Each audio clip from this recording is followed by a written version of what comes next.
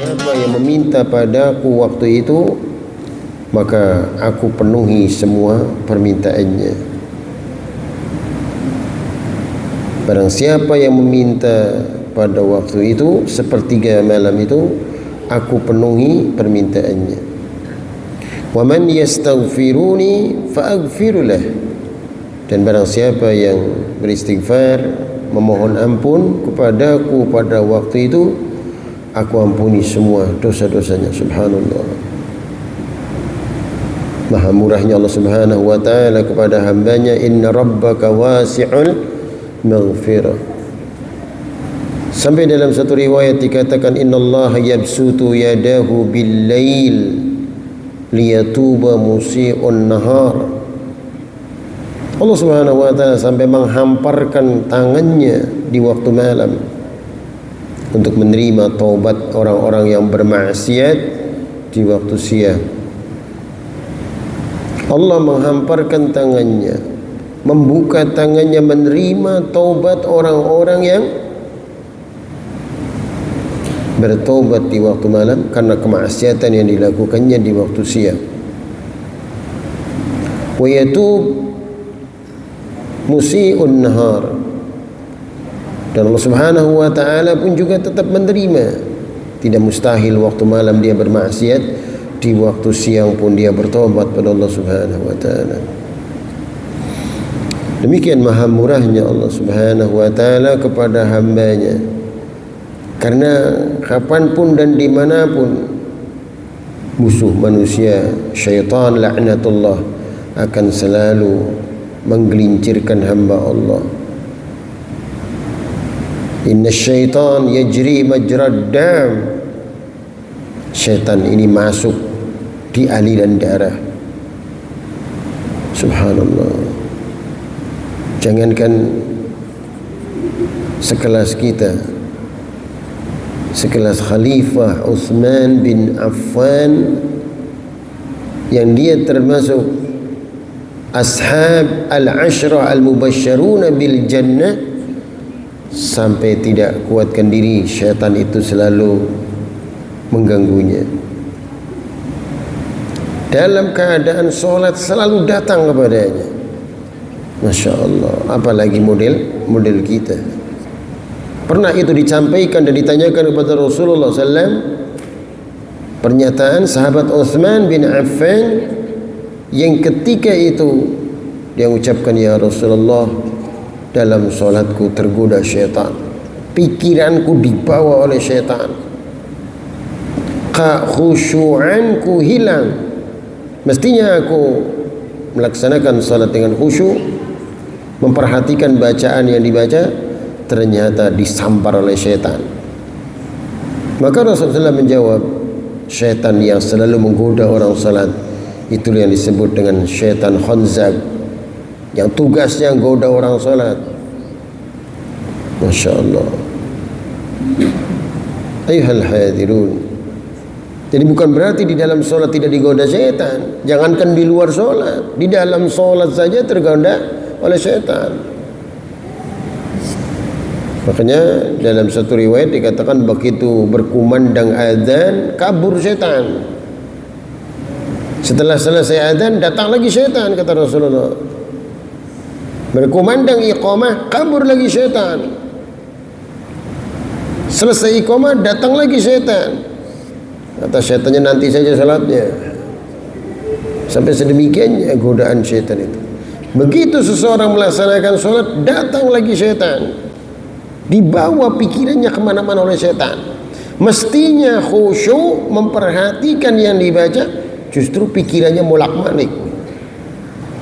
Pikiran belanja ada di sholat, pikiran kerjaan masuk di dalam sholat, mikiri anak masuk dalam sholat.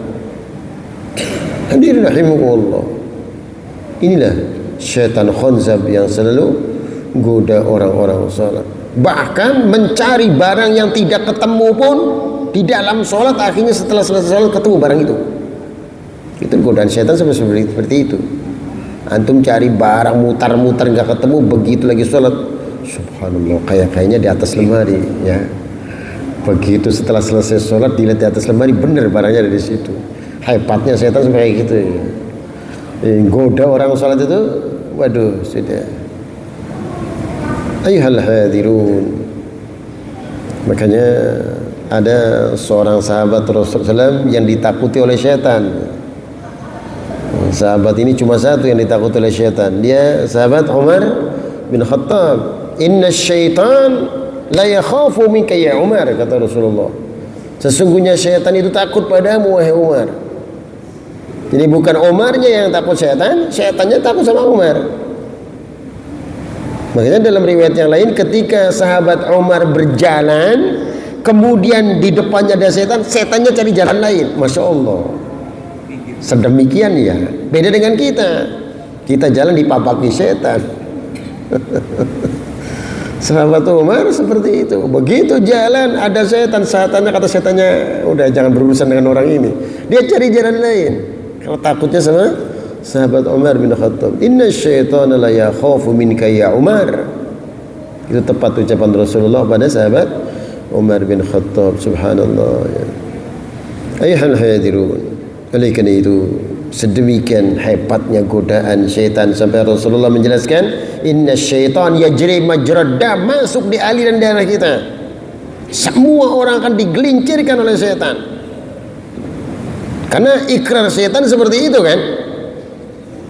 Di dalam Al-Quran diabadikan ikrarnya, saya akan gelincirkan semua hambamu illa min ibadikal mukhlasin, terkecuali hamba-hambamu yang ikhlas, yang tidak mampu digoda oleh syaitan. Setannya keder, amalannya ikhlas karena Allah semua, bukan karena dunia, bukan karena pamrih, bukan karena tujuan harta, bukan karena apa, karena Allah. Sulit bagi setannya. Jadi mau goda bingung, karena dia ikhlas karena Allah amalannya, memurnikan semua amalannya untuk Allah. Akhirnya setan godanya bingung. Nah ini makanya ikrar syaitan, illa min ibadikal mukhlasin, hamba-hambamu yang ikhlas kami sulit untuk menggelincirkannya. Hadirin rahimakumullah. Sedemikian hebatnya godaan syaitan, maka tidak mustahil hamba-hamba Allah akan tergelincir dengan godaan syaitan. Akan tetapi maha murahnya Allah Subhanahu wa taala, Allah Subhanahu wa taala tetap akan mengampuni selagi dia mau kembali, mau bertobat, mau beristighfar, Allah ampuni. Sebesar apapun dosa dan kemaksiatan yang dilakukannya, Allah ampuni. Subhanallah. Sampai dalam hadis qudsi dikatakan, ya ibna Adam, law balaghat dunubuk ananas sama' thumma astaghfartani. Wahai anak cucu Adam, kalaulah dosa-dosamu sepenuh awan di langit, Masya Allah, ananas sama', kemudian kalian memohon ampun atas dosa-dosa itu kepada aku, kata Allah, ghafartu laka la ubali ma ubali, aku akan mengampuni dosamu, aku tidak peduli sebesar apapun dosa yang kau lakukan, aku ampuni. Subhanallah, maha murah Allah Subhanahu wa taala sampai sedemikiannya. Makanya kata Imam An-Nawawi rahimahullah, murid Imam Syafi'i, di antara syarat taubat itu yang pertama, ayyaqla'a anil maksiyah, hentikan kemaksiatan. Yang kedua, ayyundama ala fi'liha, menyesal atas kemaksiatan. Yang ketiga, ayyu'zama alla ya'uda ilaiha abada, berazam, berniat tidak akan mengulangi lagi, pasti Allah Subhanahu wa taala ampuni dosanya. Jadi menyesal atas perbuatan dosa dan kemaksiatan yang dilakukan, meninggalkan kemaksiatan, taubatan nasuha, bertaubat dengan sejujur-jujurnya, bertobat dengan sebenarnya, bukan tobat sambal, maaf ya, pedas masih dimakan aja kan, pedas enak, pedas minum lagi pedas, ya itu namanya tobat sambal. Tapi kalau tobat yang sejujur, ya udah berhenti, udah gitu pedas masih dimakan terus. Nah ini taubatan nasuha. Bukankah Rasulullah pernah menggambarkan dalam satu kisah ketika kedatangan seorang wanita pendosa yang merengek berkali-kali meminta Rasulullah untuk menghukum atas perbuatan dosa dan kemaksiatannya, Sampai akhirnya Rasulullah memanggil keluarganya. Wanita itu datang berkali-kali, ya Rasulullah, asabtu haddan fa'aqimhu aliyya. Aku telah melakukan perbuatan dosa besar ya Rasulullah. Hukum saya sekarang, hukum saya. Subhanallah. Kira-kira ada enggak orang melakukan perbuatan dosa ngaku? Ya enggak ada. Hampir orang melakukan perbuatan dosanya membunyikan dosanya kan, dia ngaku. Berapa kali dia datang pada Rasulullah, asabtu haddan fa'aqimhu aliyya. Hukum saya ya Rasulullah. Hararatul ma'siyah di dalam hatinya, panasnya kemaksiatan di dalam hatinya selalu membara. Dia tidak kuatkan diri, meminta Rasulullah SAW untuk menghukumnya. Sampai akhirnya Rasulullah masih belum percaya pada wanita ini. Rasulullah memanggil keluarganya, perintahkan sahabat, panggil keluarga wanita ini. Begitu sahabat datang dengan membawa keluarganya, Rasulullah nanyakan pada keluarganya, apa benar ini keluarga anda? Betul ya Rasulullah. Apa benar dia telah melakukan perbuatan dosa dan kemaksiatan yang besar? Betul ya Rasulullah. Dia telah berzina ya Rasulullah. Sahih beritanya, sadaqta. Setelah itu Rasulullah berkata pada keluarganya, bawa pulang wanita ini. Wanita itu kaget, ya Rasulullah, saya datang bertujuan meminta dihukum, kenapa saya harus pulang lagi? Bawa pulang wanita itu. Ahsin alaiha, jaga baik-baik wanita itu, kasih makanan bergizi. Akhirnya dibawa pulang oleh keluarganya sampai 9 bulan. Begitu lahir bayinya, tetap wanita itu datang lagi pada Rasulullah SAW. Ya Rasulullah, ini bayiku. Apa lagi?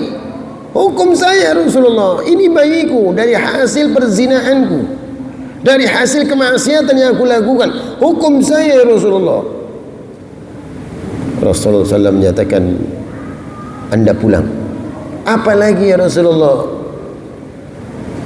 2 tahun akan saya panggil lagi. Kok bisa 2 tahun? Lama ya Rasulullah. 2 tahun akan saya panggil lagi. Ketika bayi itu sudah di sapinya, maka saya akan panggil lagi anda. Dibawalah bayinya. Begitu sampai 2 tahun, karena batas menyapih itu wa fisalhu fi amain, maka 2 tahun datang lagi wanita itu. Ya Rasulullah, ini bayiku dan ini sudah besar dan dia sudah tidak nyusu lagi padaku.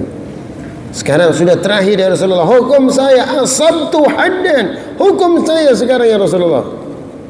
Kata Rasulullah, siap, saya akan menghukum anda. Sahabat dipanggil, bawa anaknya. Begitu dibawa anaknya, kumpulkan semua sahabat, nyiapkan dengan batu-batu rajam. Karena Allah menjelaskan, az-zaniyatu waz-zani fajlidu kulla wahidin minhuma mi'ata jaldah. Pezina laki-laki, pezina perempuan, maka rajam mereka sampai 100 kali rajam. Subhanallah. Ini urusan dan aturan Allah Subhanahu wa taala. Para sahabat sudah menyiapkan semuanya dan mereka sudah pada berkumpul, bahkan Rasulullah memberikan komando, siap, lemparin batu itu. Dan hukum ini dilakukan Rasulullah SAW tanpa belas kasihan pada wanita itu, karena itulah perintah Allah. Ayuhal hadirun, ketika ada seorang sahabat yang melemparkan batu itu ke muka wanita, ternyata darahnya sampai muncrat ke tubuhnya. Sahabat ini sampai mencelanya, sahabat ini sampai mencaci maki wanita itu. Rasulullah SAW berkata, la tasubbu, anda tidak boleh mencacinya. Wanita ini baik-baik, anda tidak boleh mencaci. Ketika anda mencacinya, syaitan akan tertawa. Terdiam sahabat itu hatta mat, sampai akhirnya wanita itu meninggal dunia. Subhanallah. Begitu wanita itu meninggal dunia, Rasulullah SAW memerintahkan para sahabat, sahabiyah, sahabat wanita untuk mengurus jenazah itu. Begitu sudah dimandikan dan dikafani, didatangkan di hadapan Rasulullah, disiapkan untuk salat jenazah di masjid. Datanglah sahabat Umar bin Khattab. Sahabat Umar menyatakan, tusalli alaiha ya Rasulullah. tusalli 'alaiha ya Rasulullah wa qad zanat. Engkau mau menyolati, ini kan berzina. Masa pezina disolati? Rasulullah memberikan nasihat pada sahabat Umar. Ya Umar, laqad tabat taubatan law qusimat baina sab'ina min ahli al-Madinah la wasi'athum. Sungguh wanita ini telah bertaubat dengan taubat yang sempurna. Dia telah bertaubat dengan taubat nasuha, dengan jujur. Berulang kali wanita ini datang kepada saya meminta dihukum atas perbuatan dosa dan kemaksiatannya. Ya Umar, kalau dibagikan taubatnya wanita ini sampai 70 penduduk Madinah, akan mencukupi taubatnya. Saya mau bertanya sama engkau wahai Umar, apakah ada orang yang lebih mulia dari wanita ini? Jawab, nggak ada kan? Wanita ini baik-baik. Nggak ada Umar orang yang berbuat salah ngaku, nggak ada. Ini wanita ini berulang kali dia datang. Akhirnya sahabat Umar terdiam, mulailah ditegakkan salat jenazah bagi wanita itu. Subhanallah. Dalam satu riwayat, faghfara laha, Allah Subhanahu wa taala mengampuni dosa wanita itu. Jadi sebesar apapun dosa dan kemaksiatan yang dilakukan, maka sebesar itu pun juga Allah Subhanahu wa taala berikan ampunan kepada hamba-Nya.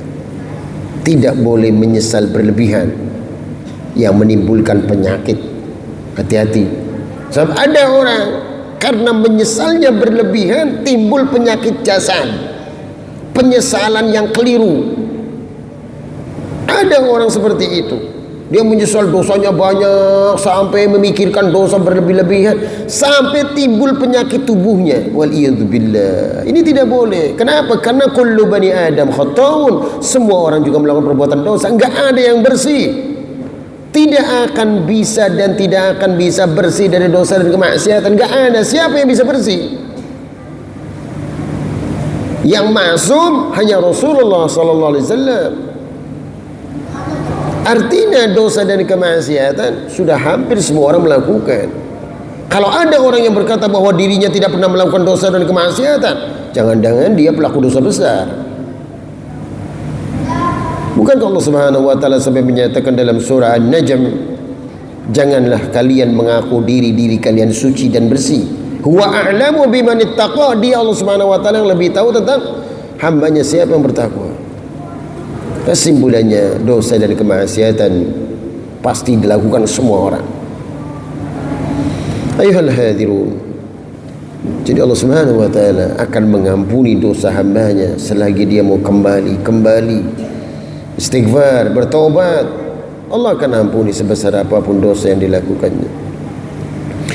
Kemudian istighfar akan bisa mendatangkan karunia-karunia Allah. Dengan memperbanyak istighfar, rizki yang tidak disangka pun akan dia dapatkan. Ini keistimewaan dan fadilah istighfar.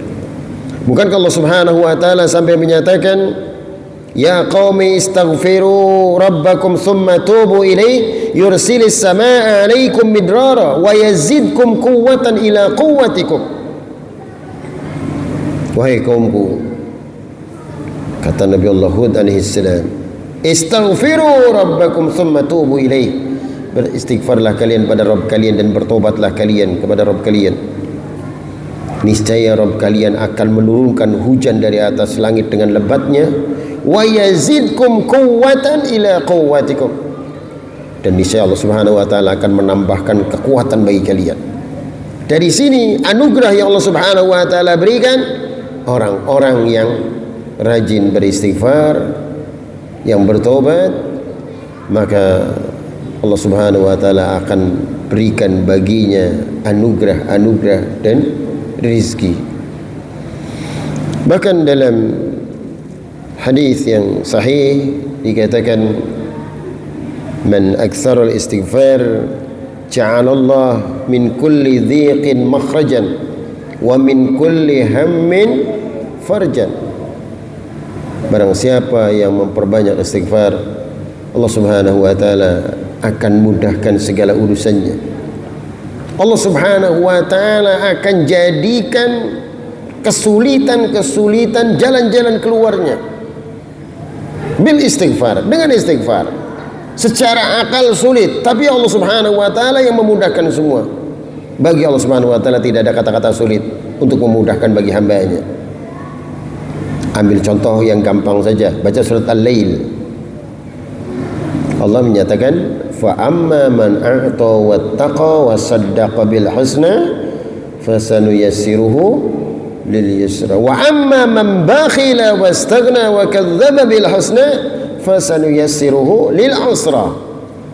Barang siapa yang rajin mengeluarkan hartanya, kata Allah, sanuyassiruhu lil yusra, kami akan mudahkan segala urusannya dengan semudah-mudahnya. Akan tetapi sebaliknya, wa amma man bakhila wastaghna wa kadzdzaba bil husna, barang siapa yang menahan hartanya, yang bakhil dengan hartanya, sanuyassiruhu lil usra, kami akan mudahkan urusan dia dengan kesulitan. Wal iyadzubillah, dimudahkan Allah dengan kesulitan.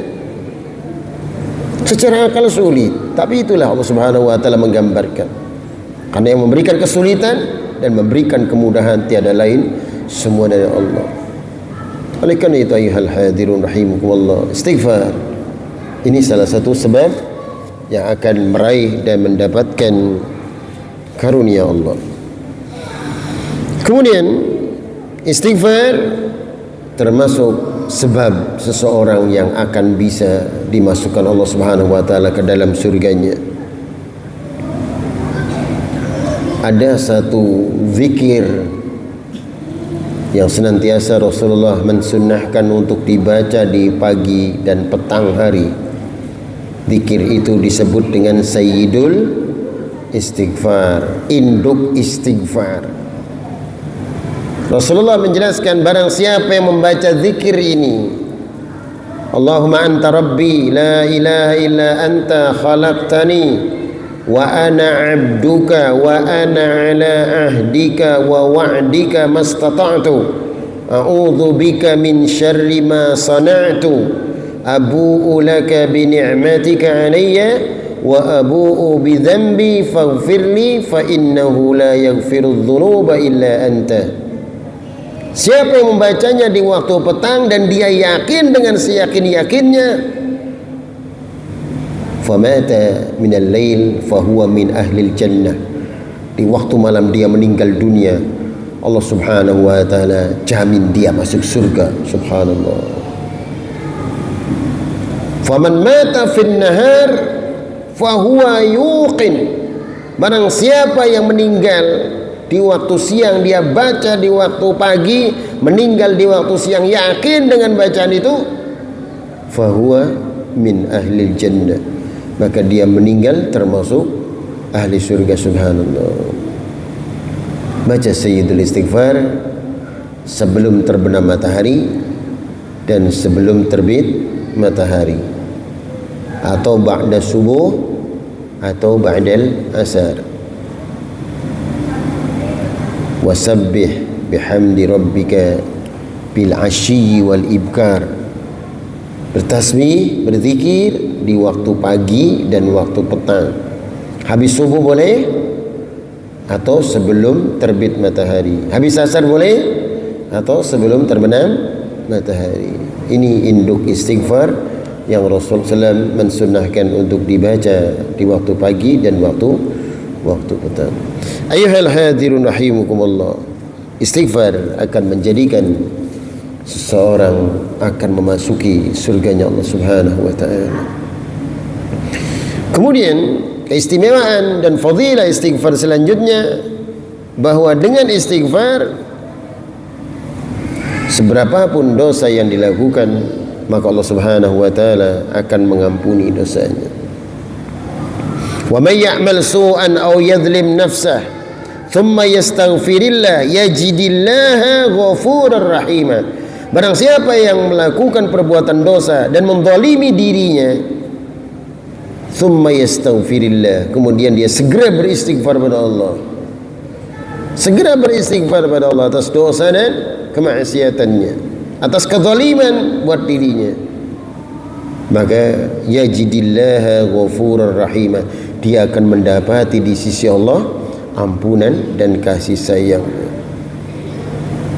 Ayuhal hadirun, sampai pun Rasulullah SAW mensunnahkan untuk melakukan salat sunnah taubah. Salat sunnah taubat dijelaskan para ulama, walaupun di waktu-waktu yang dilarang tetap dibolehkan.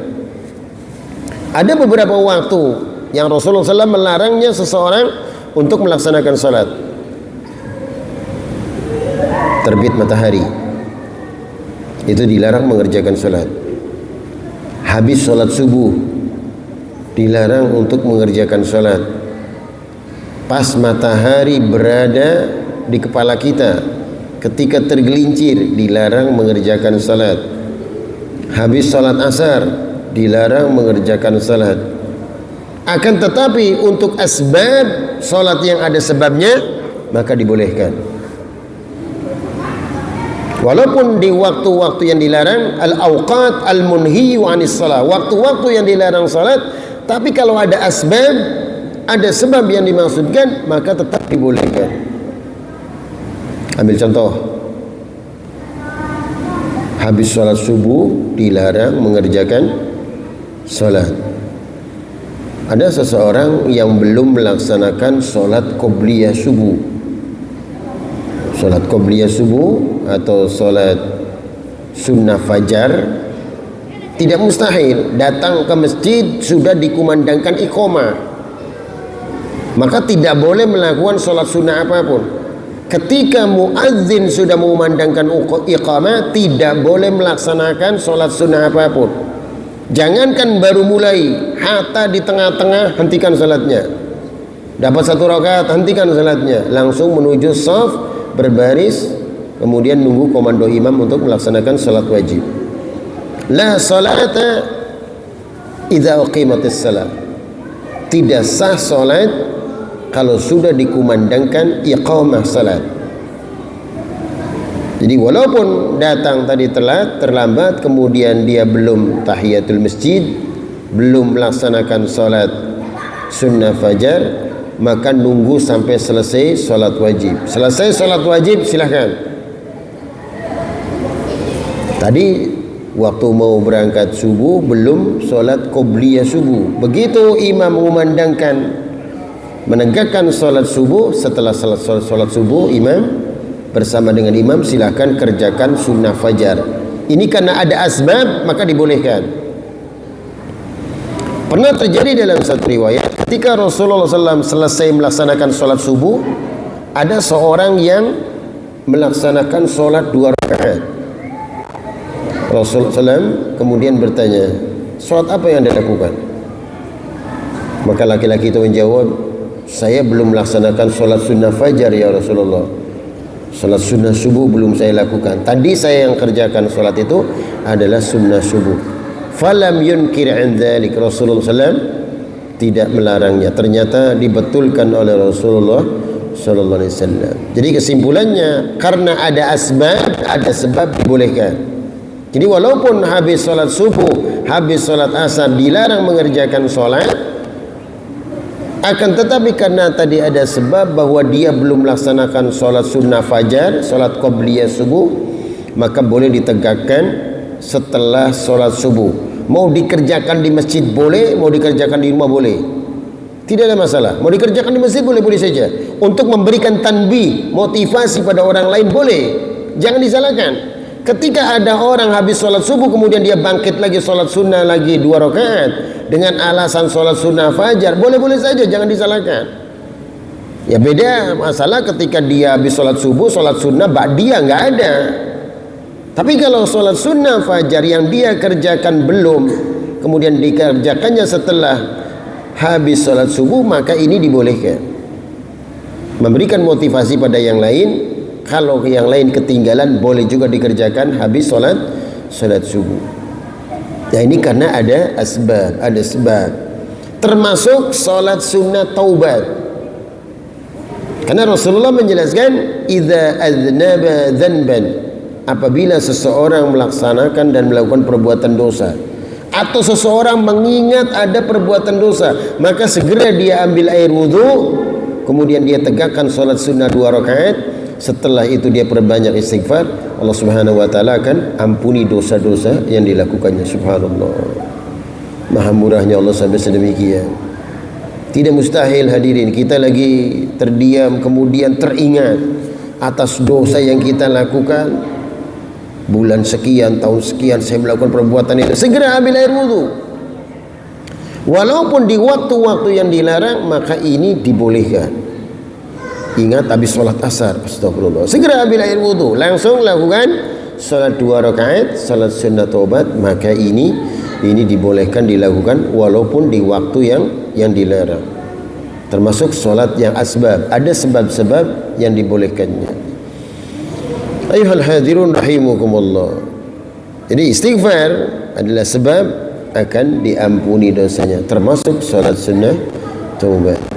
Kemudian keistimewaan dan fadilah serta faidah daripada istighfar, istighfar akan menjadikan seseorang terbebas dari azab dan hukuman. Sampai Allah Subhanahu wa taala menjelaskan dalam surah Al-Anfal, "Wa ma kana Allah liyu'adzibahum wa anta fihim, wa ma kana Allah mu'adzibahum wa hum yastaghfirun." Dan Allah Subhanahu wa taala tidak akan mengazab kalian selagi di tengah-tengah itu ada Muhammad. Ayat ini dikhususkan buat Rasulullah SAW. Buat orang lain tidak bisa.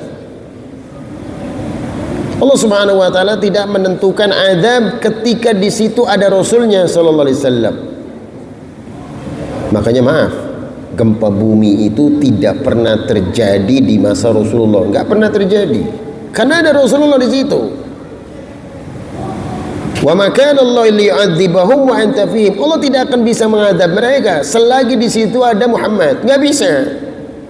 Karena ada Rasulullah SAW. Mulainya terjadi gempa bumi itu di masa Khalifah Umar bin Khattab. Nah ini syariat yang menjelaskan seperti itu. Kenapa? Karena itu ada Rasulullah di situ. Makanya Allah Subhanahu wa taala menyelamatkannya. Ini keistimewaan dan syarah dari ayat ini.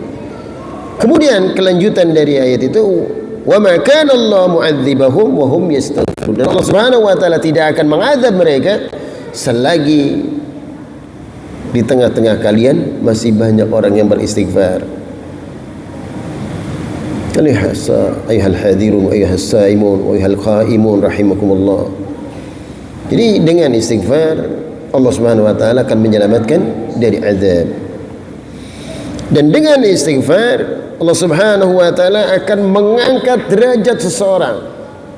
Bukan hanya derajat di dunia, hatta derajat di yaumul akhir akan diangkat karena sebab istighfar yang dilakukannya. Bukankah kedua orang tua di dalam hadis yang sahih sedang diazab Allah di neraka?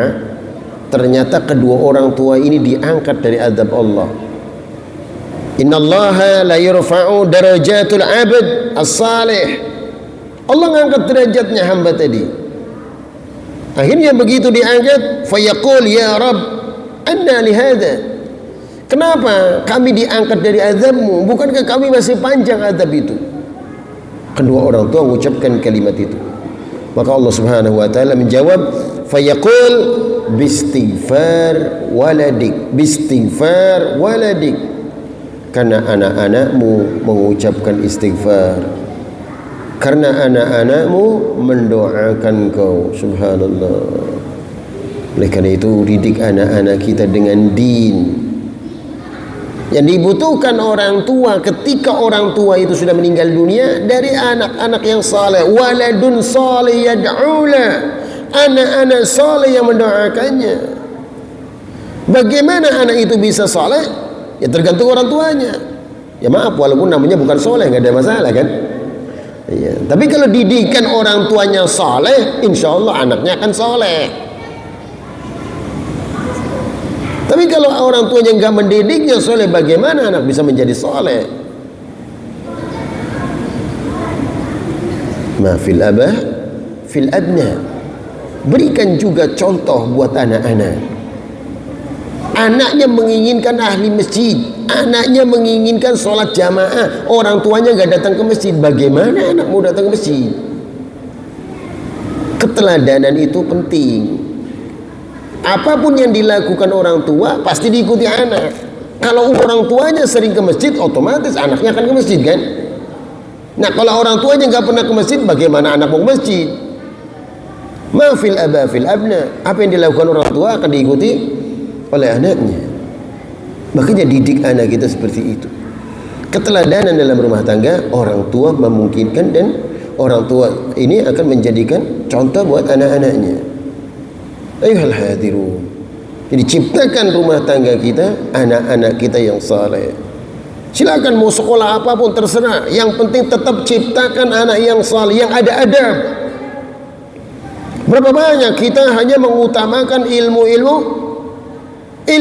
dunia, ilmu din kosong mereka, sampai anak tidak ada adab sama orang tuanya. Jangankan cara berbicara, hatta cara duduknya di hadapan orang tua sudah tidak ada adabnya. Waliyadzubillah. Saya pernah ketemu sama anak seperti itu. Waliyadzubillah. Sekolahnya masih SMA, sampai orang tuanya malu. Dek, jangan kayak gitu, ini ustadz ini dek. Astagfirullah. Saya katakan, harta melimpah ruah tapi anaknya seperti ini. Malu orang tuanya lihat anaknya seperti itu. Hadirin rahimakumullah. Jadi ciptakan anak seperti itu. Ciptakan yang saleh.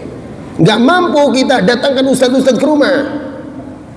Privatkan mereka supaya ngerti din. Artinya kalau ada basic dan pegangan din, anak insya Allah akan saleh. Ayuhal hadirun. Jangan sampai lalai dari pendidikan ini. Karena yang dibutuhkan orang tua nanti dari doa-doa mereka. Antum lama-lama akan menjadi tua, pensiun, tua, sudah tua mau apa? Meninggal dunia. Yang dibutuhkan dari orang tua itu apa? Doanya anak-anaknya kan? Doa dari anak-anaknya akan mengalir sampai kedua orang tuanya. Nah, bagaimana anak itu bisa berdoa? Enggak pernah dididik agama. Waliyadzubillah. Makanya Rasulullah SAW menjelaskan, kullu mauludin yuladu alal fitrah. Setiap anak terlahir dalam keadaan suci. Fitrah, enggak ada anak yang bawa dosa, enggak ada. Maka tergantung kedua orang tuanya. Mau dibawa kemana anaknya? Yahudiyah atau Nasraniyah atau Majusiyah? Anaknya mau dibawa kemana? Orang tuanya kan yang mendidiknya. Apatah lagi sampai Rasulullah menjelaskan al-um madrasatul ula. Al-um madrasatul ula. Pendidikan pertama itu seorang ibu. Ibu yang akan didiknya. Ya maaf. Ini ibunya gimana didiknya? Mau jadi wanita karir? Harus meninggalkan anaknya, dikasih tahu anaknya dikasihkan sama pembantunya? Kan ibunya yang harus didik. Jadi wanita karir gajinya 3 juta, datangin pembantu gajinya 3 juta, jadi pas-pasan bayar. Ibunya aja suruh didik sudah, nggak usah kasih pembantu lagi kan. So kenapa? Karakter nanti itu akan jelas sekali kemana anak ini karakternya. Maka ibunya itu yang harus mendidiknya. Lihat berapa banyak ibu-ibu para sahabat yang sukses mendidik anak-anak mereka. Subhanallah. Ayuhal hadirun rahimukumullah. Jadi ciptakan ini dalam rumah tangga.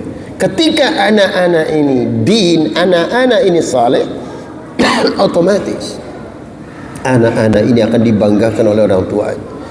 Bahkan tidak mustahil ketika orang tuanya meninggal dunia, anaknya ahli masjid, anaknya sedang berdoa dan mendoakan kedua orang tuanya, Rabbighfirli wa liwalidayya warhamhuma kama rabbayani shaghira. Masyaallah, nikmat hidup ini. Orang tuanya dapat aliran pahala dari doa anak-anaknya. Masyaallah. Ayuhal hadirun, itu keistimewaan dan faidah istighfar. Kemudian yang terakhir, keistimewaan dan faidah istighfar, bahwa istighfar akan bisa mendatangkan kemudahan dalam segala urusan. Bahkan istighfar juga akan memberikan seseorang yang dalam kondisi tidak memiliki anak, insya Allah dia akan punya anak karena dengan memperbanyak istighfar. Ketika Rasulullah kedatangan seorang sahabat, Rasulullah SAW ditanya oleh sahabat, ya Rasulullah, bagaimana saya ini sudah berumah tangga sekian tahun ya Rasulullah, terus bagaimana? Sudah berbagai cara saya melakukan pengobatan dan ternyata saya tidak mendapatkan keturunan ya Rasulullah. Maka Rasulullah SAW kembali bertanya, fa aina anta min kathratil istighfar wa min kathratis sadaqah? Apakah anda tidak melakukan istighfar yang banyak dan sedekah yang banyak? Oh begitu ya Rasulullah, coba anda lakukan ini, perbanyak istighfar, perbanyak sedekah, Allah Subhanahu wa taala akan mudahkan itu semuanya.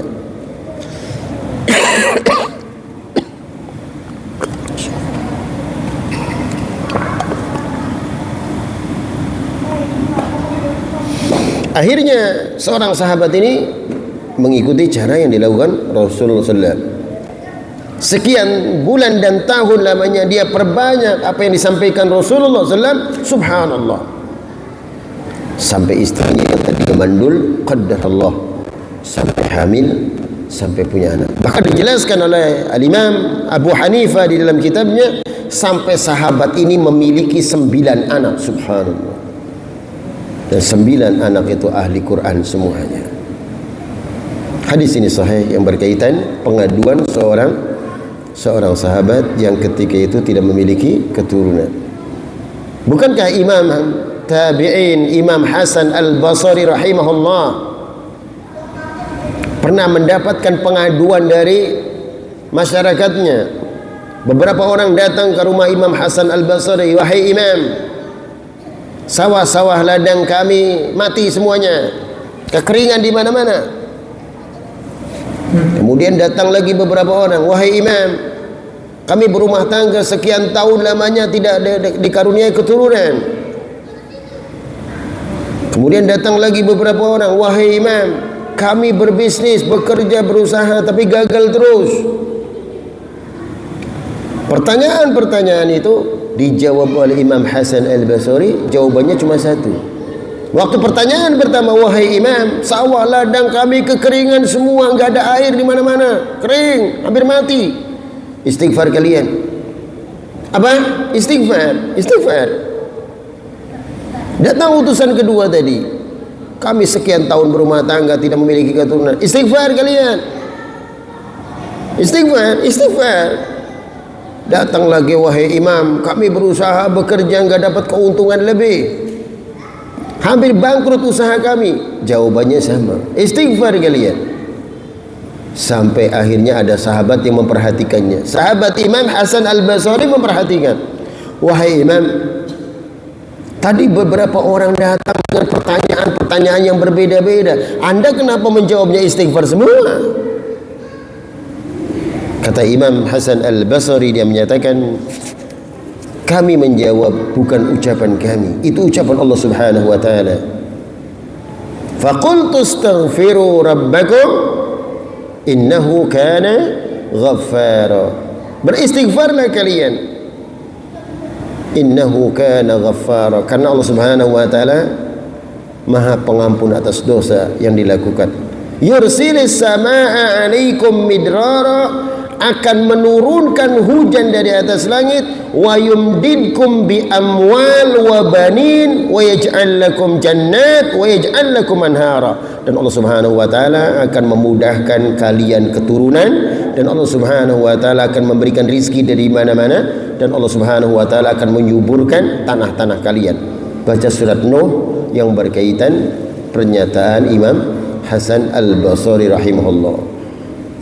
Ayuhal hadirun, demikian karena waktu sudah 10:30. Barangkali karena saya dikasih waktu sampai 10:30, barangkali ada pertanyaan, dipersilakan. Selagi bisa di luar tema saya jawab, kalau tidak bisa saya tunda. Dipersilakan. Ada pertanyaan? Ya, silakan. Terlakukan kesalahan yang berhubungan dengan kepentingan umum, apakah harus meminta maaf atau istighfar kemudian diumumkan di khalayak ramai di media sosial?